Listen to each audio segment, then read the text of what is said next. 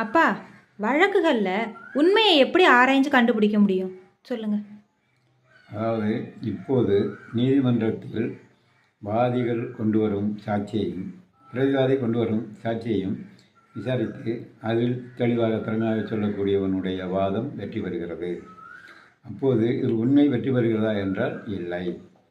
ஆனால் எப்படி உண்மையை கண்டுபிடிக்க வேண்டும் என்றால், ஒற்றர்கள் மூலமாக சம்பவ இடத்திற்கு ஒரு ஒற்றனை அனுப்பி அங்கே யதார்த்தவாதி போல நடந்ததுகளை விசாரித்து கொண்டு வந்து அந்த செய்தியை சேகரித்து நீதிமன்றத்தில் சொல்ல வேண்டும்.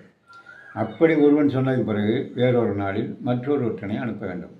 அவன் கொண்டு வரும் செய்தியையும் சேகரித்து வைத்துக்கொள்ள வேண்டும். மூன்றாவது ஒற்றனை அனுப்ப வேண்டும். இந்த ஒரு ஒற்றன் இன்னொரு ஒற்றனுக்கு ஒற்றன் என்று தெரியாத அளவுக்கு அனுப்பி மூன்றாவது ஒற்றனும் கொண்டு வரும் செய்தி ஒரே மாதிரி இருக்குமானால் அந்த